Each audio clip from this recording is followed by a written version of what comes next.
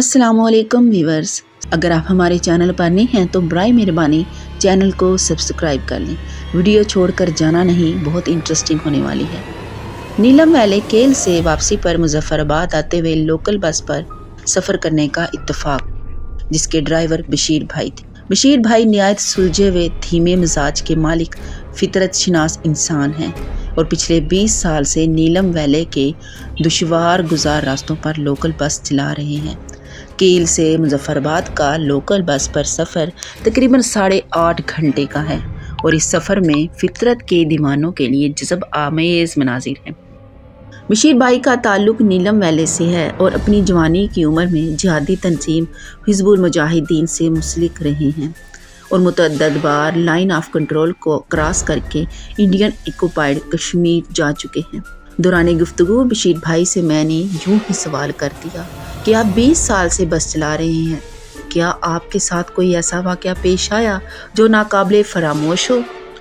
आगे की कहानी मेरे अल्फाज में बशीर भाई की ज़ुबानी सुनिए।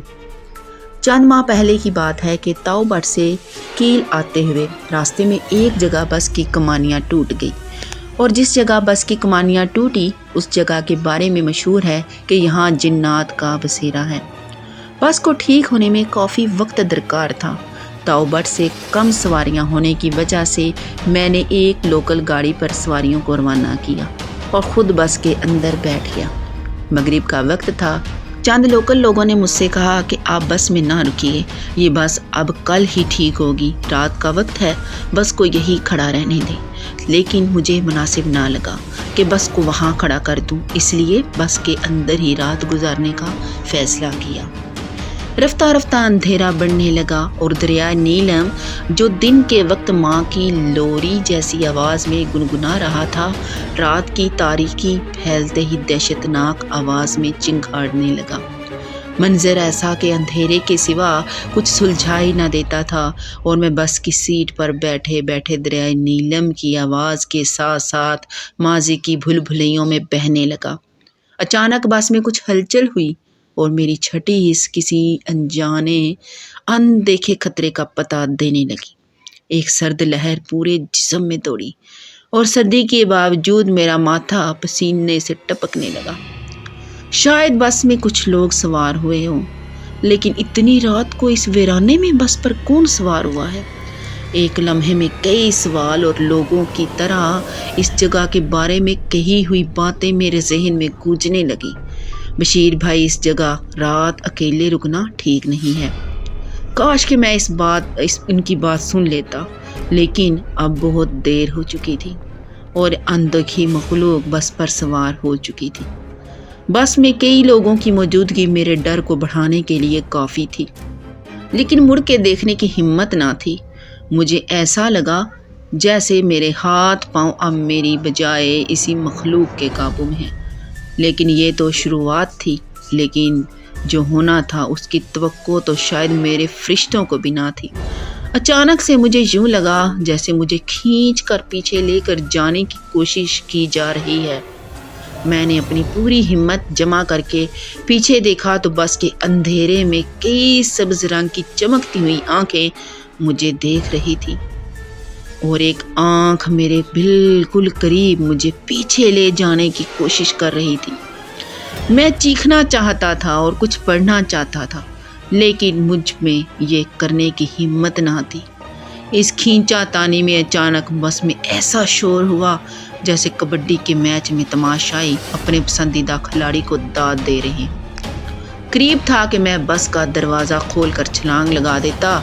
एक आवाज़ आई और वो अनदेखी मखलूक गायब हो गई। रफ्ता रफ्ता मेरे जिस्म की ताकत वापस आने लगी, लेकिन एक ना ख़त्म होने वाला खौफ मेरे दिल में समा चुका था।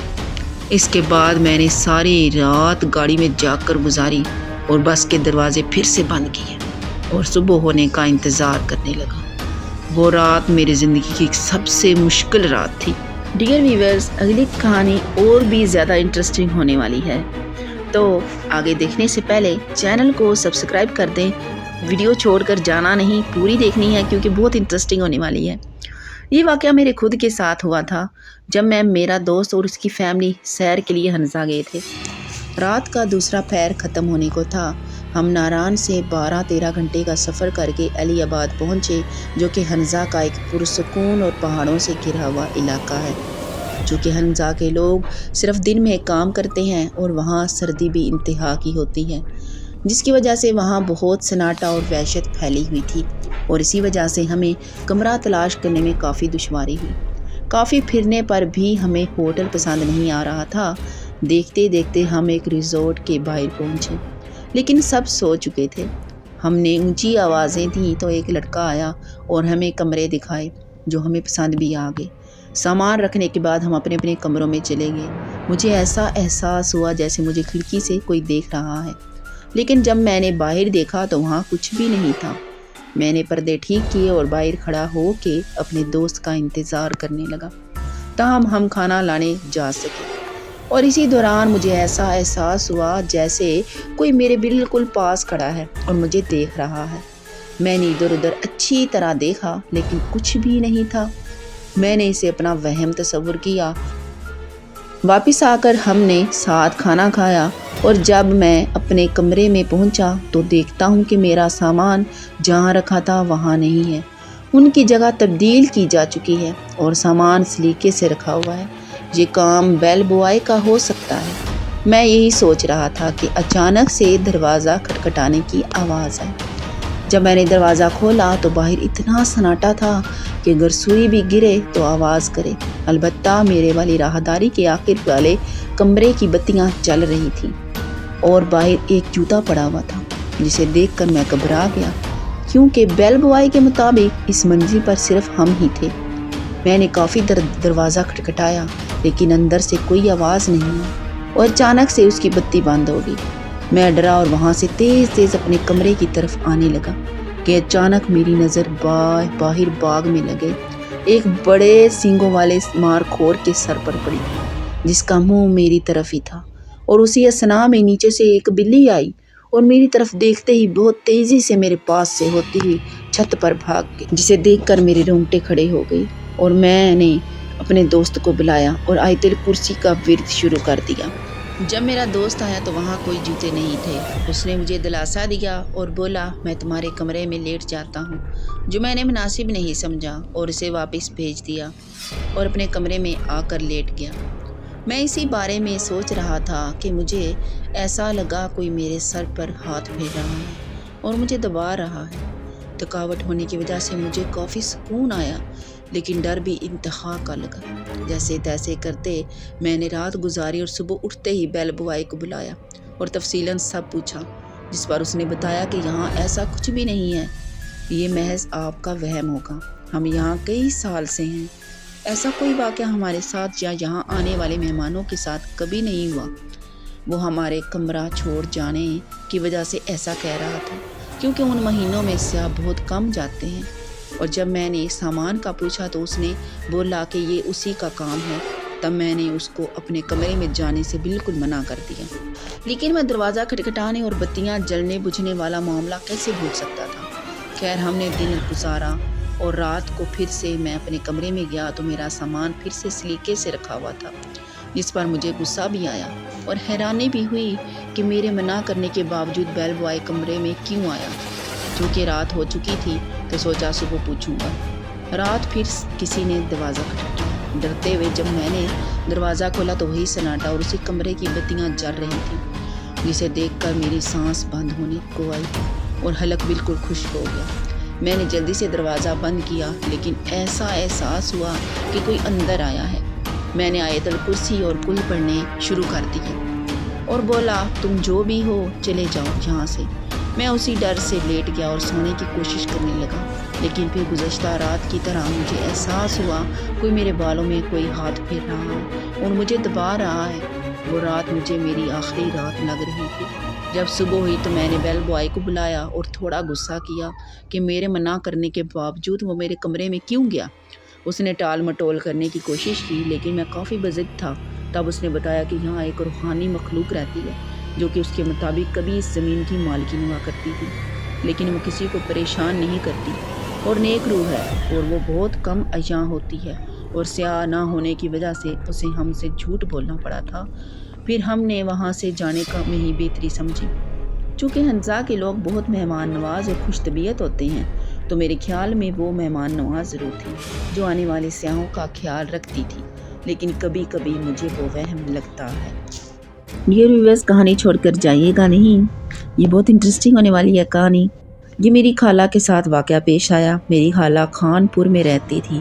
یہ 2004 کی بات ہے جب وہ اور خالہ ہمارے پاس آ گئے۔ کچھ دن وہ ہمارے گھر رہے، پر انہوں نے رینٹ پر گھر لے لیا اور وہ شفٹ ہو گئے۔ وہ گھر کافی پرانا بنا ہوا تھا اور اسے دیکھ کر خوف آتا تھا۔ ہم بہت کم ان کے گھر جاتے، اسکول سے آ کر ٹیوشن چلے جاتے، گھر رہنے اور کہیں جانے کا ٹائم ہی نہیں ملتا تھا۔ امی دن کے ٹائم خالہ کے پاس رہتی۔ خالہ کی طبیعت ٹھیک نہیں رہتی تھی۔ خالہ لوگوں نے جو گھر لیا تھا وہاں پہلے ایک کرسچن فیملی رہتی تھی۔ ان کا آدمی کالا جادو جانتا تھا۔ کافی لوگ ان کے پاس آتے تھے۔ محلے والوں نے تنگ آ کر وہ گھر خالی کروا لیا۔ اس کے بعد وہ گھر خالہ لوگوں نے خرید لیا۔ اس گھر سے عجیب سا خوف آتا تھا۔ خالو کے پاس ابھی کوئی اچھی جاب نہیں تھی۔ وہ جو بھی گھر لیتے، اس گھر کا رینٹ کم تھا، اس لیے ادھر گزارا کرنا تھا۔ ان کو ابھی اس گھر میں کچھ دن ہی ہوئے تھے کہ عجیب عجیب واقعات ہونے لگ گئے۔ کبھی دیوار پر خون لگا ہوتا، کبھی صحن میں گوشت کے ٹکڑے پڑے ہوتے، کبھی کپڑوں پہ کٹ لگے ہوتے، تو کبھی گھر سے چیزیں گم ہو جاتی۔ خالہ جب خالو کو بتاتی، وہ کہتے ہم وہم ہے تمہارا اور کچھ نہیں۔ وہ ان باتوں کو نہیں مانتے تھے۔ وقت ایسے ہی گزرتا گیا۔ خالہ کے گھر بیٹا ہوا ہم سب ہسپتال دیکھ کر اسے میری امی نے خالہ کو کہا کہ تم ہماری طرف آ جاؤ، چلا نہا کر چلی جانا، لیکن خالہ نہ مانی اور اپنے گھر چلی گئی۔ دن کے ٹائم ہم اور امی ان کی طرف رہتے، رات کو جب خالو آ جاتے تو ہم اپنے گھر آ جاتے۔ میرے پاپا تب سعودیہ میں جاب کرتے تھے۔ گھر پہ ہم بچے اور امی ہوتے تھے، اس لیے امی خالہ کی طرف زیادہ رہتی تھی۔ بچہ 3 دن کا تھا، سردیوں کے دن تھے، دسمبر کا مہینہ تھا، سب لوگ جلدی کھانا کھا کر بستر میں لیٹ جاتے تھے۔ ہمیں بھی اسکول سے چھٹیاں تھیں۔ ہم شام کو گھر گئے، خالہ لوگ بھی کھانا کھا کر سو گئے۔ رات کو خالہ کی آنکھ بچے کے رونے سے کھل گئی۔ خالہ نے دیکھا ایک بہت عجیب عورت بچے کے پاس کھڑی ہنس رہی ہے اور بچہ رو رہا ہے۔ خالہ نے جب یہ سب دیکھا، خالہ کے ہوش گم ہو گئے۔ خالہ نے ہمت کر کے خالو کو اٹھایا۔ خالو نے جب اس عورت کو دیکھا تو ان کی دیکھ کر ہنسی جا رہی تھی۔ خالو نے اونچی آواز سے سورۃ الناس پڑھنا شروع کر دی اور وہ عورت غائب ہو گئی۔ خالو نے ٹائم دیکھا تو اذان ہونے میں 20 منٹ رہتے تھے۔ خالو لوگ جاگتے رہے۔ صبح خالہ لوگ ہماری طرف آ گئے اور آ کر بھی خالہ کو وہ عورت نظر آتی تھی۔ امی ہمیں نہ بتاتی کہ گھر میں کیا ہو رہا ہے تاکہ ہم ڈر نہ جائیں۔ میری امی ساری رات خالہ کے ساتھ جاگتی رہتی تھی۔ خالو نے ایک جانے والے سے بات کی۔ اس نے ایک آدمی کا بتایا جو روحانی علاج کرتا تھا۔ اس نے گھر کے دروازے پہ لکھنے کے لیے تعویذ دیے اور 2 تعویذ دے کر ایک خالہ کے لیے دیا اور ایک بچے کے لیے۔ 40 دن کے بعد خالہ نے وہ تعویذ پانی میں بہا دینا تھا اور سب گھر والوں کا صدقہ دیا۔ پتہ نہیں وہ کون تھی اور کیا چاہتی تھی۔ اس کے بعد خالہ نے وہ گھر چھوڑ دیا۔ آج بھی خالہ کو ہم تنگ کرتے ہیں کہ اتنی بڑی ہو کر آپ ڈرتی ہیں، لیکن یہ وہ جانتی ہیں کہ ان پہ اس ٹائم کیا گزری تھی۔ ڈیئر ویورز، امید ہے آپ کو آج کی کہانیاں بہت اچھی لگی ہوں گی۔ یہ حقیقت پر مبنی کہانیاں تھیں جو میں نے آج آپ کو سنائی ہیں، اس لیے آگے بھی اچھی اچھی کہانیاں سننے کے لیے سبسکرائب بٹن کو آن کر دیں اور ساتھ میں بنے بیل نوٹیفیکیشن کو آن کر کے آل پر پریس کر دیں تاکہ میری ہر آنے والی ویڈیو آپ تک لازمی سے پہنچ سکے۔ اگر کہانی پسند آئی ہو تو ویڈیو کو لائک کر دیں۔ اوکے، اللہ حافظ۔ سبسکرائب بٹن کو آن کر دیں اور ساتھ میں بنے بیل نوٹیفیکیشن کو آن کر کے آل پر پریس کر دیں تاکہ میری ہر آنے والی ویڈیو آپ تک لازمی سے پہنچ سکے۔ اگر کہانی پسند آئی ہو تو ویڈیو کو لائک کر دیں۔ اوکے، اللہ حافظ۔